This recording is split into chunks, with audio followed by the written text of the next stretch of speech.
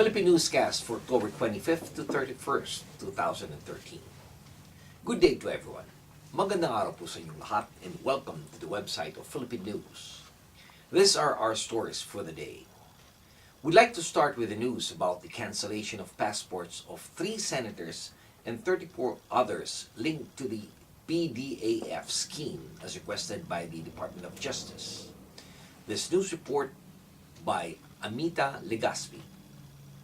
The alleged pork plunderers are not going anywhere.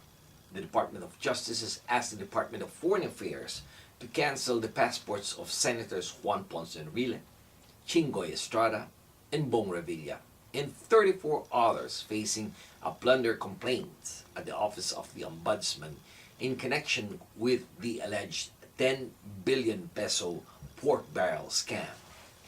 In a letter, Foreign Affairs Secretary Albert Del Rosario, Justice Secretary Laila de Lima said there was sufficient basis to cancel the passport of the 37 people in the interest of national security. The link between corruption and security has been explicitly recognized under international law, says de Lima, citing the United Nations Convention Against Corruption. Foreign Affairs spokesman Raul Hernandez had said that once we receive the request, it will be assessed and we will proceed from there. In her letter, de Lima said the large-scale plunder of billions of pesos in public money directly threatens national security as it leads to disenchantment and hostility against the government. De Lima said the request was made to ensure that the respondents will be available when they are needed by the Ombudsman. Next in line is a news about the rebuilding of Bohol after the killer quake. This news report by Sheila Manalak. Damage caused by the 7.2 magnitude earthquake that hit central the Philippines last October 15 is estimated to reach 2.5 billion peso. Heritage sites were heavily damaged. About 1.1 billion pesos is the amount needed to restore severely damaged century-old churches. The Commission for Cultural Heritage of the church in Tagbilaran City, Bohol, admitted that their funds are not enough to restore ancient religious sites amounting to 700 million pesos. For each church, the requirement will depend on the degree of damage, so it will be around 80 million pesos to 100 million pesos. In the Diocese of Tagbilaran alone, 15 to 20 churches were affected, while 7 to 9 churches were damaged in the Diocese of Talibon.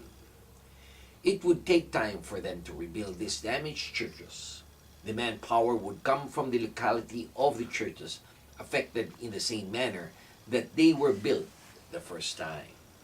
Since budget is insufficient to restore churches, they are now considering retrofitting the structures, although the authenticity and integrity of these churches will be greatly affected. There is a possibility to restore or reconstruct the churches, but it will be a lot different from its original form because the authenticity and integrity will be compromised. This time we tackle the news about the Filipinos prospering in Barcelona as they built a strong community of traders and service workers in the heart of Spain's second largest city. This news report by Cherie Quirol Moran. Tourists surge and ebb in this cosmopolitan city, but Filipinos are here to stay. All 16,000 of them. One by one, authorities count Nicoreta Medina, popularly known as Nico, a 24-year-old resident who holds both Spanish and Philippine citizenship, is president of the Filipino Emprendedores de Barcelona, an advocate for Filipino empowerment in her adopted country. Who would doubt her estimates when Filipinos visibly flourish in the capital of Catalonia, one of the 17 autonomous regions of Spain whose many natives to this day reject the union with the rest of the Iberian nation. Filipinos here are also merchants or owners of Filipino-American restaurants who were elsewhere on another business, leaving operations to employees. Spain is open to immigrants, according to Medina. No one is hiding because Filipinos come with a burning purpose to work and earn to send funds to families back home in the Philippines. There is a job for everyone willing to work, plus a support system of those who came before them and are just eager to assist. And finally, we have the latest news about the death of the Sultan who launched the recent Sabah incursion.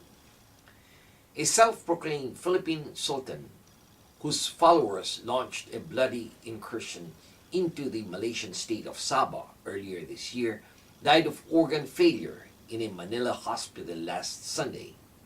He is known to all as Jamalul Kiram III, age 75, who described himself as the Sultan of Sulu after a group of islands in southern Philippines. He died at the government hospital but remained defiant to the end. The Sultan died a poor but honorable man, and that his fight to reclaim Sabah as part of the Sultanate's territory would continue. The Sultan had been undergoing twice weekly dialysis session for kidney disease before his death. Reacting to his death, President Benigno Aquino said that he offers his condolences to the bereaved family and to his loved ones. His last words to all his brothers and followers were, "It has been and already begun. Let us continue for the good of our people. Do not abandon our people." And this has been your weekly news and review. This news has been brought to you by the premier Filipino-American newspaper right here in the United States, the Philippine News. On behalf of the management and staff of the Philippine News, this is David Vargas signing off and thanking everyone for watching. Maraming salamat po.